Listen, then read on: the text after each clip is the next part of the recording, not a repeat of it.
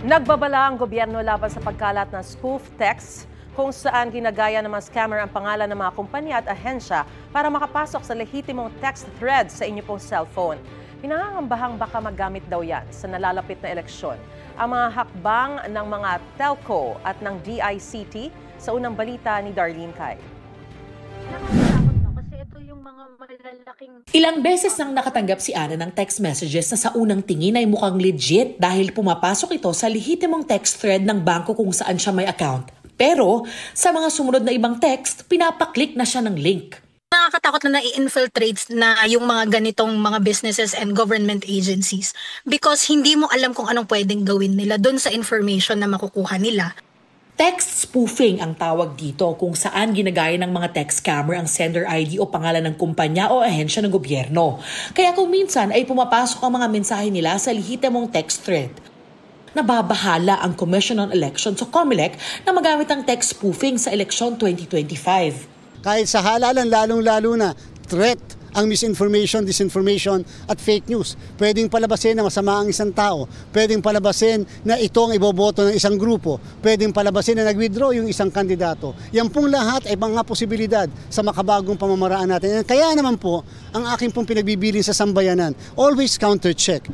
Ang ikinakatakot din ng COMELEC, upgraded na ang text blast. Pwedeng palabasin na kayo ang papalaganap ng mga text na ito kahit na hindi naman ikaw. Pwedeng mailagay yung number mo kahit na hindi naman cellphone number mo yan. O kaya halimbawa na lang, pwedeng sabihin na namamahagi sa iyo ng tulong sa bahay mo, magpupuntahan yung mga tao, yung pala hindi naman pala sa iyo galing yung mga text na yon. Maging ang First Family at ibang kilalang politiko, tinatarget din daw ng text spoofing ayon sa mga ulat na natanggap ng Globe. Sa isang pahayag, sinabi ng Globe na gumagamit ang spoofers ng peking cell towers at International Mobile Subscriber Identity o IMS catcher na isa raw portable device na natatarget ang mga mobile users sa loob ng limitadong radius at na-downgrade ang kanilang signal sa 2G. Ang mga text spoof daw ay hindi dumaraan sa network ng Globe. Nag-iimbestigahan na raw ang Globe katuwang ang mga otoridad at ibang partners para maiwasang maulit ito.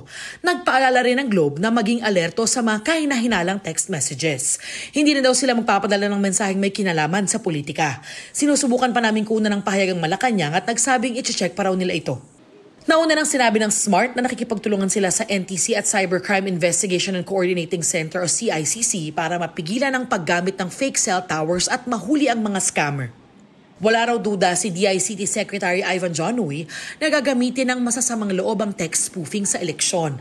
Kaya nakikipagtulungan na raw sila sa COMELEC, mga telco at ibang ahensya ng gobyerno. We're currently setting up also an anti-scam center so that if the public receives anything like that, they can refer it immediately to our anti-scam center and we will tell them whether that is authentic, real, or fake. Mm-hmm. Okay. Para may mapuntahan kasi ngayon, kalat-kalat eh. Paalala ng DICT sa publiko, mas maging mapagmatsyag. Huwag mag-click ng link sa text message at i-double check ang anumang impormasyon sa opisyal na mga source bago maniwala. Ito ang unang balita. Darlene Cai para sa GMA Integrated News.